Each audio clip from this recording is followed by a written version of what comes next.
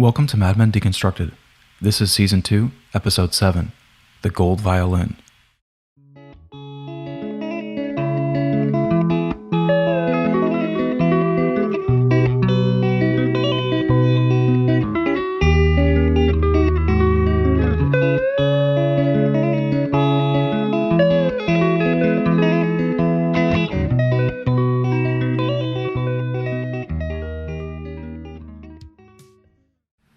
We began our discussion of Season 2 with For Those Who Think Young, an episode that introduced Don's dissatisfaction, both in professional success and personal stability. For Those Who Think Young ended with the poetic introspection of a character struggling to feel young again, and in the episodes that followed, Don slowly acquiesced to his looter impulses, thrusting his personal life further into chaos. Last time, I concluded with a discussion of Don's internal question, who am I, really? In that episode, I mentioned that Don's inner conflict would drive a more explicit character conflict. Our 7th episode, The Gold Violin, begins the inevitable collapse of Don's family life, brought on by his own self-destructive tendencies. But The Gold Violin doesn't fixate on this conflict. It's a nuanced episode that builds tension throughout, portraying a varied group of characters in several subplots: an advertising opportunity with Martinson Coffee, Ken's newest short story, and Bert Cooper's abstract expressionist painting. These stories coalesce around the show's supporting characters, Ken Cosgrove, Sal Romano, and Jane Siegel. One of Mad Men's strengths, and perhaps the reason for its lasting popularity, is its ability to make these minor characters compelling. And The Gold Violin is the best example to date. It's an episode that draws you in with lighthearted scenes, turns that trust into a more ominous thematic statement about materialism, and then punches you in the gut with a narrative cliffhanger. The Gold Violin is often rated as one of Season 2's best episodes, likely due to its lighter tones, eventful plot, and the strength of its acting. It was written by Matthew Weiner, Andre and Marie Jacquemetton, and Jane Anderson. The episode brings back director Andrew Bernstein and features many of Season 2's newcomers: Patrick Fischler, Melinda McGraw, Peyton List, and Mark Moses, among others. The Gold Violin would win a 2009 Emmy for Outstanding Hairstyling in a Single Camera Series. It's an episode about self-worth, unfolding against the backdrop of symbols and status, and how we use the former in pursuit of the latter. The episode begins in the clean, elegant showroom of a Cadillac dealership. The set was constructed by Mad Men's production design crew in the lobby of Los Angeles Center Studios. Everything within, from the cars to the framed photographs to the English car salesman selling American cars, suggests a level of sophistication. Salesman Wayne Kirkby moves about, played by actor Adam Godley, recognizable for roles in Breaking Bad and The Umbrella Academy. He finds Don looking in the window of a brand new 1962 Series 62, Newport blue with a white top. Afraid you'll fall in love? Something like that. Well, I can see you have good taste. This is the one. 1962 Coupe de Ville. Does everything but make breakfast. What are you in now? I had a Dodge. Those are wonderful if you want to get somewhere. This is for when you've already arrived. Wayne continues to sell Don on the promise of luxury, suggesting the car matches his persona of wealth and power. Don seems reluctant, but eventually mentions Roger Sterling, prompting Wayne to fetch a set of keys. As Don stands alone, he notices a man inspecting another Series 62 on the showroom floor. We dissolve into one of Don's memories, set in 1952, where he looks out the window as a woman, middle-aged and blonde, limps past. She enters as Don, working as a used car salesman, negotiates a sale with a father and son. She waits in the background, and Don approaches. Can I help you, ma'am? Are you Donald Draper? Yes, I am. If it's about my circular, many of the models are gone, but I'm sure we can find you something. Oh, I'm not here to buy a car. You're a hard man to find. Excuse me? You're not Don Draper. Wayne's repeated calls snap Don back to the present. This technique, when audio from the next scene overlaps with the video from the current shot, is called a J-cut. It's a prominent mechanism to bring the action in flashbacks or intercuts back to the master scene, and when Don regathers himself, he's so unsettled that he leaves the dealership shaking his head. Mad Men has slowly exposed pieces of Don's past throughout its first 20 episodes. We saw hints of this from the beginning, with allusions to Don's military service. Adams' inclusion in Season 1 helped bring out stories from Don's childhood, and Nixon vs. Kennedy flashed back to the moment that established our Don Draper. But to now, Mad Men has left the development of Don, from war veteran to advertising executive, largely unexplained. This flashback of Don, younger, happier, and more open, hints at a larger mystery, and the accusation, "You're not Don Draper," seems symbolically connected to Don's reluctance to buy a car. He still doesn't accept himself, and despite his success, Don doesn't feel he deserves to step into this life of luxury. The Cadillac is the first of many symbols shown throughout the episode. The gold violin makes repeated connections between the things we own and how we portray ourselves to other people, and in this scene, the Cadillac represents wealth, power, and luxury, a life Don can outwardly inhabit, but not one he feels he deserves. This is reinforced in the following scene. Roger chats with Jane, using the pretext of a meeting with Don to flirt with her. Don finally arrives, and Roger steps into his office to talk about Wayne, Jane, and the Cadillac. I bet she suffers in silence out there, hoping you'll notice her. I don't think she cries at night from lack of attention. Wait till she finds out about your Cadillac. She'll be waiting naked right in front of this window. Roger urges Don to buy the Cadillac, making several spirited arguments, perhaps the best among them that Don won't live forever. There's a compelling push and pull here, as Roger stands, selling Don on a life of wealth, while he sits, not eager, but willing to listen. Throughout their conversation, we're reminded of the differences between these men. Roger, born into wealth, never having to worry about money, always so confident that he deserves his place in the world, while Don, raised in squalor, struggles to define himself and accept his own success. Duck enters and introduces this episode's advertising plot. Martinson's Coffee is rebranding to Martinson Coffee. Founded in New York in 1898 by coffee vendor Joe Martinson, the brand may have locally been referred to as Joe's Coffee, or a Cup of Joe. Widespread use of the phrase Cup of Joe didn't catch on until the 1930s, but Martinson's rebranding to Martinson was a real thing, and Duck mentions that Gray Advertising is handling their business. Mad Men has already alluded to Gray, a prominent ad agency founded in Manhattan in 1917 by Jewish ad men Lawrence Valenstein and Arthur Fatt. Gray Advertising was named for the gray-colored walls of its office building, quickly establishing the agency as a forerunner in advertising creativity. Duck sees the Martinson rebranding as an opportunity. Martinson wants to think young, and Don suggests throwing the work to the kids he hired way back in For Those Who Think Young. Hilarity ensues. Smitty and Kurt arrive to espouse their generation's beliefs, few of which they seem to observe. Kurt speaks in mostly incoherent jargon, somehow convinced that anyone can understand him. Smitty reads a copy of the Port Huron Statement, forwarded by someone who quite obviously detested him. Written by Jeffrey Lebowski, the Port Huron Statement was the political manifesto of Students for a Democratic Society. SDS arose from the League for Industrial Democracy, which grew out of the Intercollegiate Socialist Society. ISS was founded way back in 1905 by Upton Sinclair, Jack London, and Clarence Darrow, among others. SDS began meeting in 1960 at the University of Michigan. The group quickly allied with labor unions like the United Auto Workers.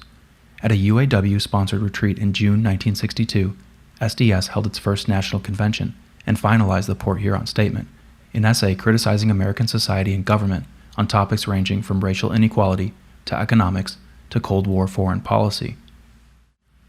The Port Huron Statement also took aim at the pillars of American culture, namely, the aggressive consumerism that had dominated society after World War II.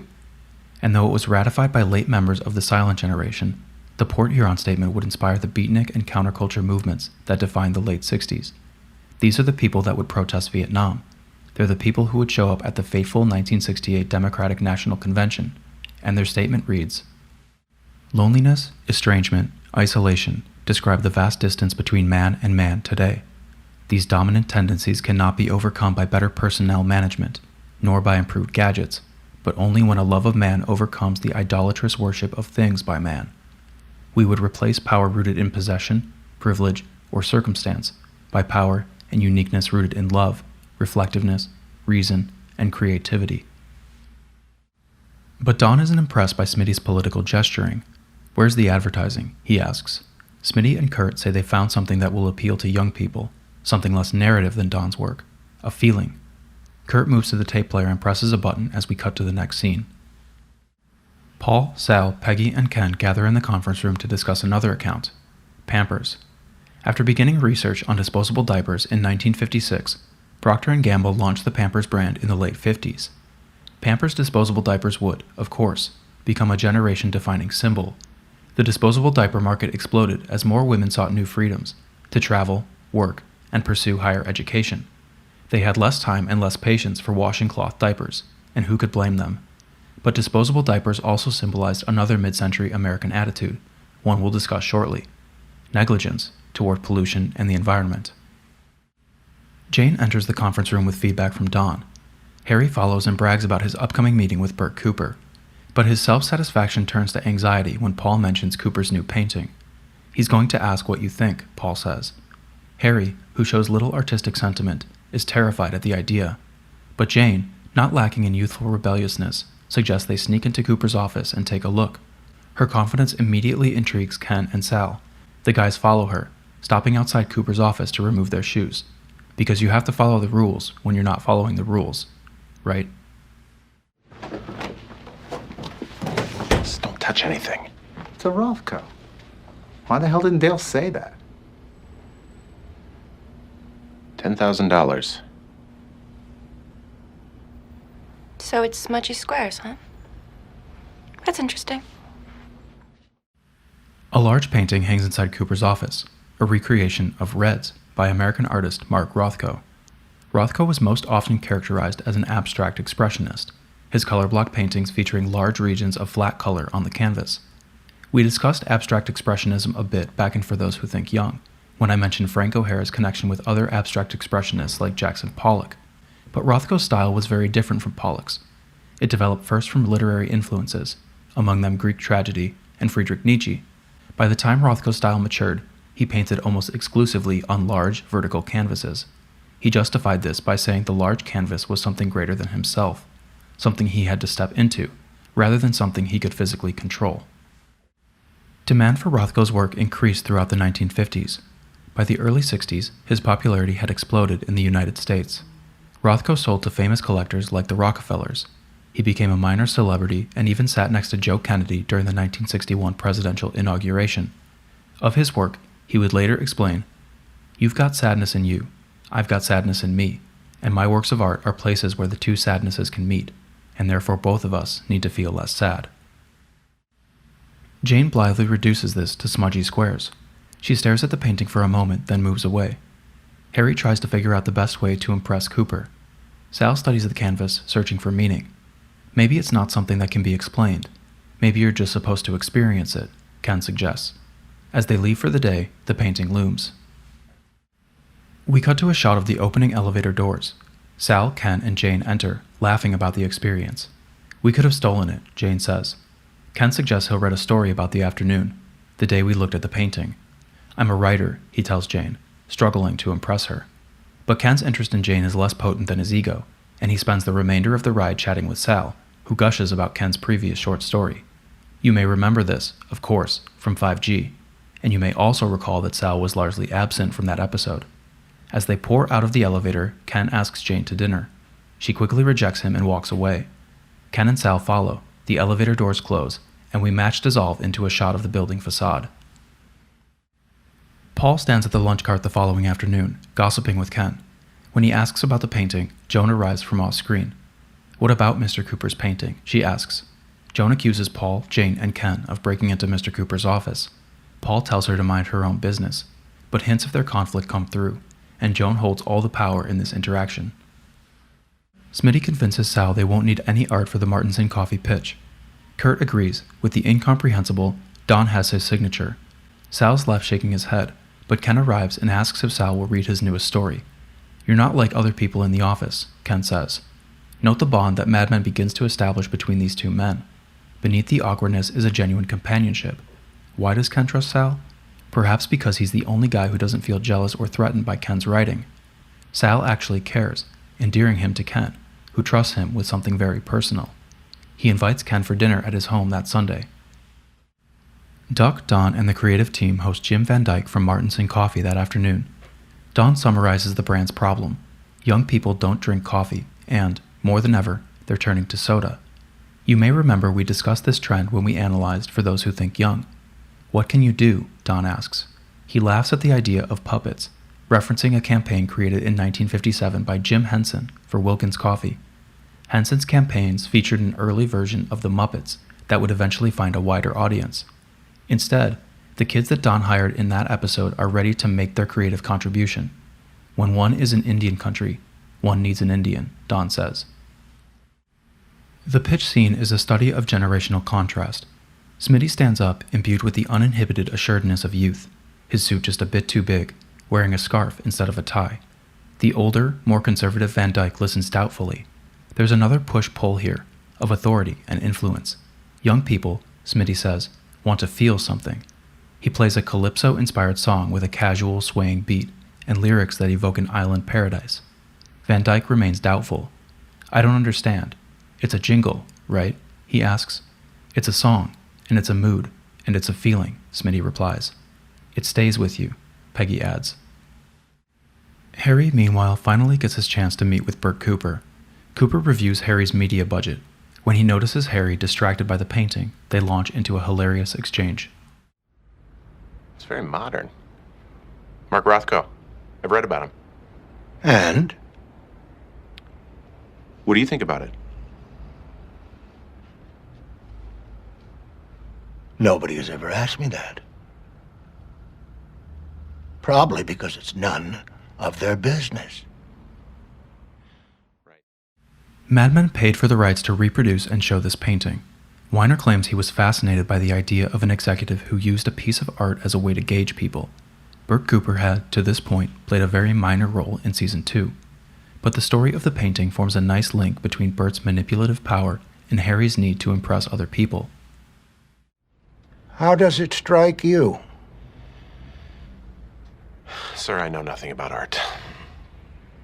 Mr. Crane, you're here because of numbers. Stick to that. Don't concern yourself with aesthetics. You'll get a headache. Of course. Bert then expresses an idea so central to Mad Men, so central to the Gold Violin, a perfect summation of materialism and self-image.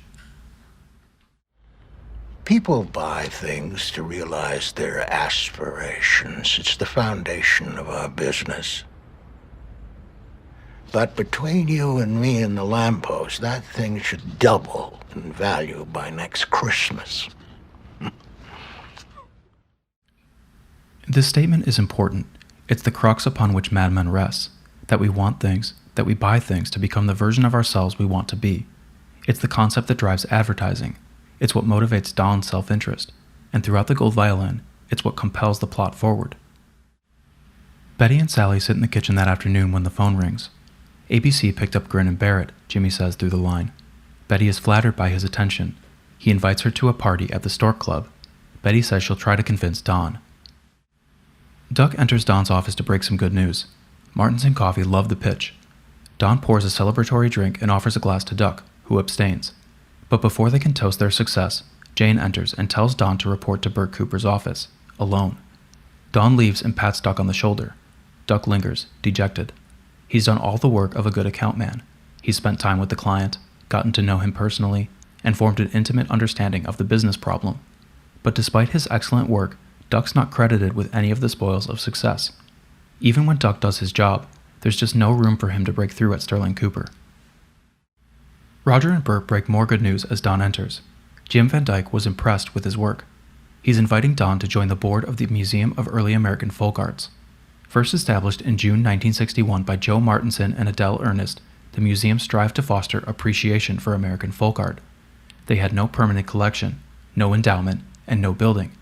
The museum held its first exhibition that year in a rented space on West 53rd Street. In 1962, after the donation of the Flag Gate, the museum launched its permanent collection. The collection would grow steadily over the years, eventually moving to its current home at 2 Lincoln Square, and changing its name to the American Folk Art Museum. The museum holds over 8,000 objects and receives over 130,000 visitors annually. If you're ever in New York City, you should check it out. Admission is free. Don seems confused about being appointed to the board of a folk art exhibit that doesn't yet exist. Bert helps him understand, suggesting the appointment is a way for Don to mingle with society's power players. Do you understand what this means? You're going to be wearing your tuxedo a lot more. It's time for the horse to catch the carrot. Bert dismisses Roger for a moment. He reminds Don that he knows about his past, then tells Don to embrace the opportunity in front of him. There are few people who get to decide what will happen in our world. You have been invited to join them. Pull back the curtain and take your seat. We cut quickly to a shot of Don at the Cadillac dealership. He sits in the driver's seat as Wayne comes around. You're back. I had a feeling. You want to take it for a drive? Wayne, I would like to buy this car. Don slides so perfectly into that Series 62, a car that neatly symbolizes everything he wants to project: wealth, luxury, power. Remember that the Gold Violin is about how we realize ourselves through objects, and in buying the Cadillac, we witness a significant shift in Don's character. The guilt that stopped him at the outset of this episode has been replaced with an assuredness that will drive him forward. Contrast the final image of Don in maiden form, doubtful and ashamed, with what's shown here. This is the difference Mad Men captures, between who we really are and who we strive to be, between how our possessions represent ourselves and what we see in the mirror. It's the essence of that question: what is the American dream, really? Don shows Betty the Cadillac that afternoon. She's gleeful, happy for Don to get something he wanted. Don confesses that the car was expensive, which only excites Betty more. "You work so hard," she says. "You deserve it." She moves toward him, ready to make love. "Not in the new car," Don insists. She brings up Jimmy's party, and Don wonders why Jimmy didn't go through his secretary. We move back to the office, where Jane sits typing at her desk, centered in a shot through Don's open office door. Joan approaches and accuses her of breaking into Mr. Cooper's office. Jane at first denies this, then says the boys made her do it. There's a bit of a gag when Joan says, "They'll do anything you say. You work for Mr. Draper." Right, Joan. That's the reason. We saw Jane's youthful impetuousness on full display in both The New Girl, when Joan scolded her about her décolletage, and maiden form, when a weekend at the beach left her as red as a tomato. And in The Gold Violin, she becomes the first secretary to challenge Joan's authority. What's wrong with you? With me? Yes. Are you the only one who's allowed to have fun around here? What? Please. I don't need a mother. I'm 20 years old. Collect your things. What? Get your things. You can't be serious. You want to have this conversation again in front of Mr. Draper? I'm going to the break room to find your replacement. See that you are gone by the time I return. Jane sits stunned as Joan walks away. She later walks over to Roger's office, carrying a box of personal belongings and, among other things, a Kodak carousel ad. She thanks Roger for being so kind to her. Roger finally figures out where she lives and suggests Jane come back next week. Miss Holloway is, well, she's going through a rough time. She's engaged, you know. Tell you what, you go home. Where do you live? In the village. Jane Street. Jane on Jane Street. It's a pretty picture. Listen, you go home to your little apartment on Jane Street. By the time you come back here on Monday morning, this will all be taken care of. I've discussed in previous episodes how Joan uses her sexuality to disarm other men, and this is one part of how Joan more generally holds power over others. She's one of the few women in Mad Men who doesn't shrink from confrontation. But when she's challenged by Jane, the agency's newest young secretary, it's not something she can be seen to tolerate. Jane, meanwhile, understands that to keep her job, she needs to go over Joan's head. Jane has had her sights set on the office's higher executive since her arrival in The New Girl. She's continually beaten back the advances of younger executives, all while entertaining Roger's flirtation. Remember, Jane is embodying a younger generation with more modern ideas about female sexuality. This is the basis of Jane and Roger's relationship, that she's trading her sexuality for his wealth and influence. Remember the speculation about Peggy, that perhaps she was sleeping with Don to advance her career? Jane is everything the office expected Peggy to be, and her willingness to manipulate Roger drives a wedge between her and Joan. Now some of you may say, didn't Joan do the exact same thing back in season 1? Remember that Joan's relationship with Roger was never rooted in manipulation. She genuinely loved him. She expresses this sentiment throughout season 1, notably after Roger's heart attack in Long Weekend. And given the chance to marry into Roger's wealth, Joan declined, knowing Roger could never reciprocate her love. Joan may have more modern ideas about sexuality and power, but she still clings to more traditional notions of love. And because of her deep affection for Roger, Joan will never forgive Jane's manipulation. Dawn's new Cadillac sits parked on the roadside that Sunday. Dawn, Betty, and the kids lay on a picnic blanket, enjoying the warmth of a summer afternoon and playing a game of checkers. You may notice Sally's odd interpretation of the rules. Dawn recounts a story from his childhood on the farm, which prompts Sally to ask, "Are we rich?" Dawn gets up to leave and hurls a can of beer into the distance. Betty checks the kids, then fans out the picnic blanket, leaving trash scattered on the roadside. They hop in the new car and drive away. Now a lot of people get upset at this scene, and I think that's fair. Littering is bad.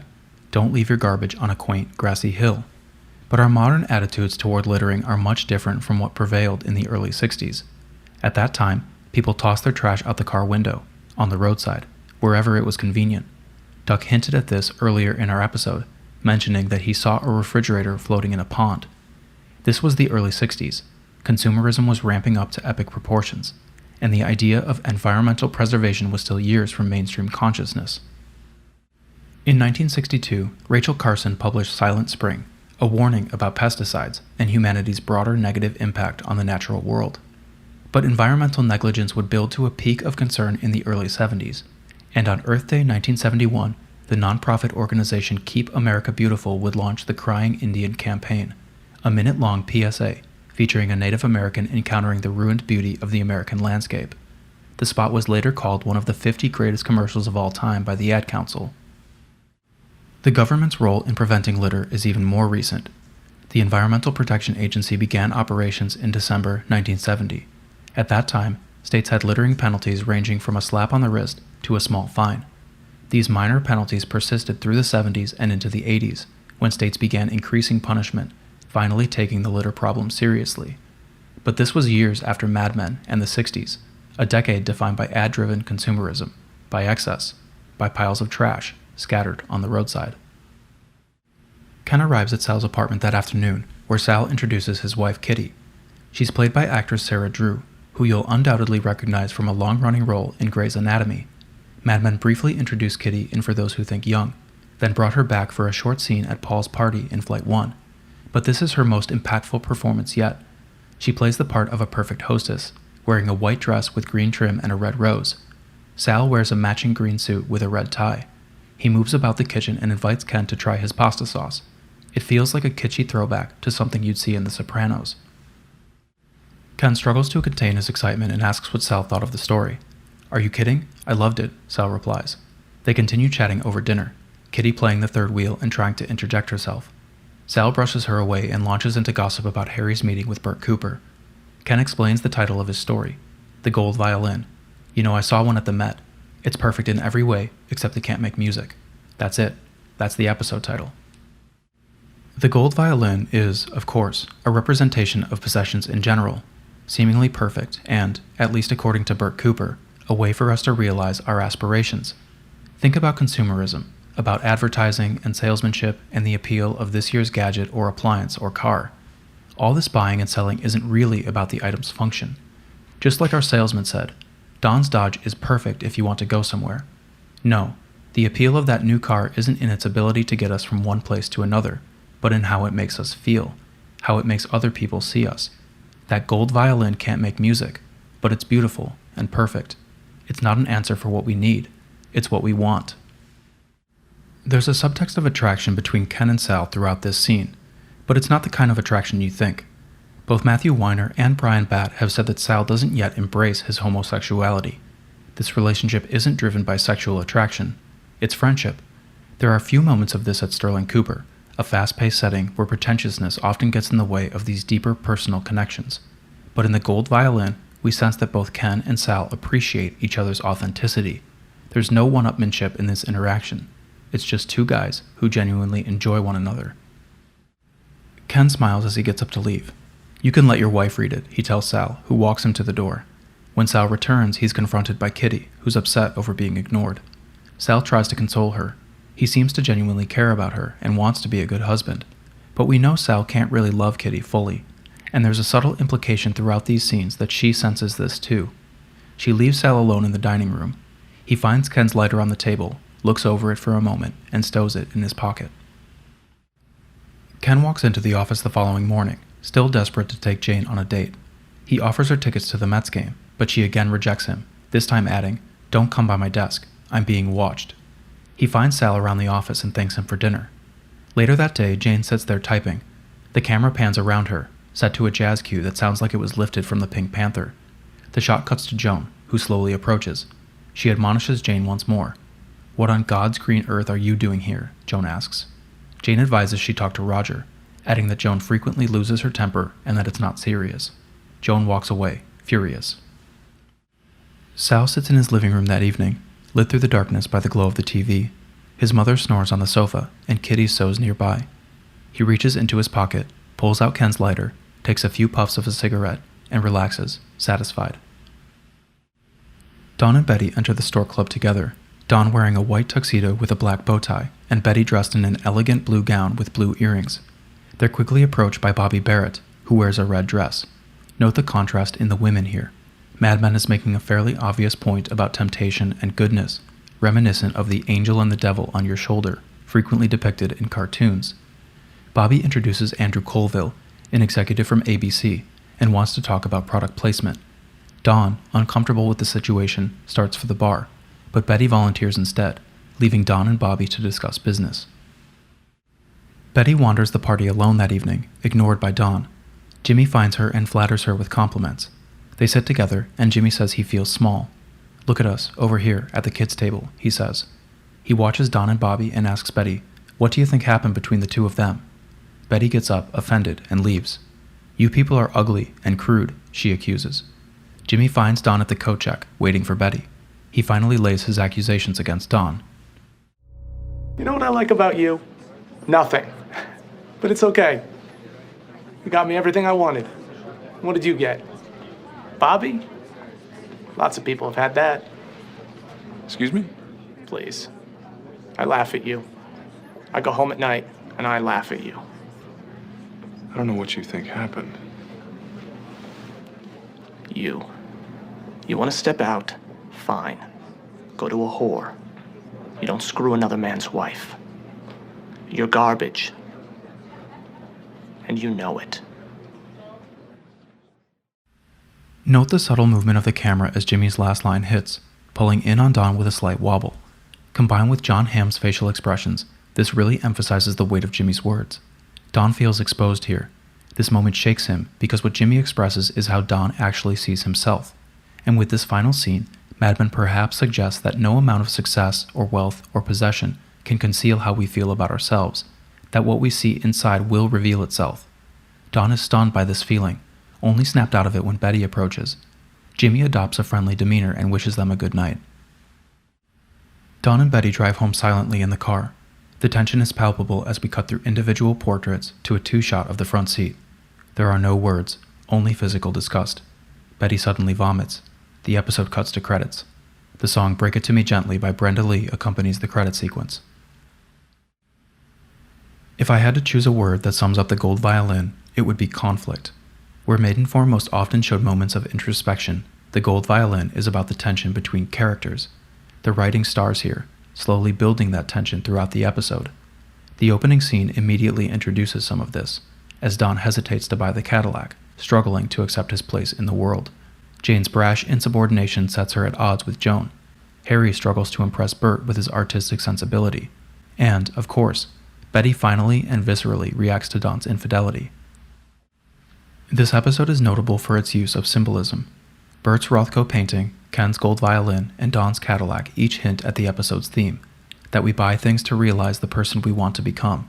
None of these objects is desired for its intrinsic purpose. Each is instead an idealized version of the more essential thing. They're totems, a way for our characters to portray themselves, to feel like they're the person they want to be. We ended our last episode, Maidenform, with the unsettling question: How do other people see me, and how do I see myself? And in the Gold Violin, Mad Men seems to offer an answer, that we buy things to craft our outward image. But as Mad Men suggests, it's not the correct answer, because perhaps more than any episode to date, the Gold Violin alludes to the consequences of that unbridled consumerism that would define a generation. There are, of course, various examples of this throughout the episode. Bert's more cynical appreciation of Rothko's painting, the Port Huron statement, even the draper's garbage left scattered on a hillside. Don's new Cadillac is perhaps the most prominent portrayal of the Gold Violin's deconstruction of the American dream, a symbol of wealth and of mid-century America, one Don finally grasps, only to realize that it won't stop others from glimpsing the ugliness inside. Through each of these moments, Mad Men hints that the answer to our problems isn't rooted in wealth. It's not possessions that bring us happiness or help us become ourselves. But the Gold Violin doesn't share the weighty tones of our previous episode. Unlike Maidenform, this episode doesn't linger on its thematic statement. It instead sweeps us through a series of conflicts that are quickly established and resolved, for better or worse. The end result is something lighter, almost hijinksy. It's an episode that bounces from scene to scene, character to character, and ends with the sudden realization of a story Mad Men has built throughout Season 2. There's a perhaps unconscious meaning to unpack here, something quintessential to Mad Men: kindness. Throughout the episode, I was struck by the deeper thematic conflict between the character's self-interest and those more satisfying moments of decency. Don't get me wrong, most of the Gold Violin is about the consequences of upward-reaching greed, but Ken and Sal's unfolding friendship and even Joan's subtle feelings about Roger cut through those moments to show the beauty of genuine concern for others. While watching this episode, I was struck by the type of camaraderie that develops when two characters can interact without pretense or ego. Still, the Gold Violin launches many conflicts that will define Season 2, and I'd be remiss not to summarize them. Roger's interest in Jane has been budding since she was introduced in The New Girl. Remember that Roger, like Don, is dealing with his own fears about growing old and complacent. Throughout Season 2, Roger seems repressed, longing for cigarettes and romantic affairs as a way to feel young and refreshed. Charming Jane, then, is Roger's newest desperate attempt to rekindle his youthful energy. Jane, meanwhile, comes across as cynical but perhaps naive. We should keep in mind that Jane is following the exact advice Joan gave Peggy way back in Episode 1. Amidst her conflict with Joan, it's easy to dislike Jane and find her actions desperate, even manipulative. But Mad Men repeatedly implies that this is how women acted in this office. Jane's behavior isn't extraordinary. The question that follows, then, is why does Joan hate her so much? And I know many people may jump to jealousy as an answer, but to me, this seems too simple. I don't think Joan is jealous of Jane. I don't even think her anger is driven much by Jane's insubordination. Rather, I think her reaction is about her feelings for Roger. Mad Men has repeatedly shown how much she cares for him, and as Jane and Roger's relationship continues to grow, so will Joan's resentment. There's also that essential conflict between Don and Betty. This has loomed over our story since around Episode 1, and in the Gold Violin, the veil of Don's secrecy is torn away for Betty to see him plainly. But like the Gold Violin, I will end my commentary on a bit of a cliffhanger, and we'll discuss Don and Betty's relationship more in our next episode, A Night to Remember.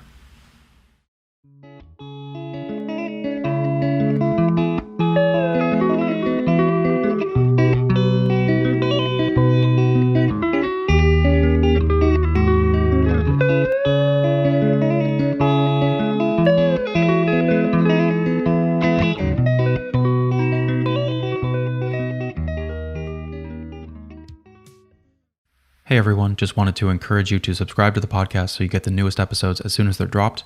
I have an Instagram account where you can follow me at Men Deconstructed.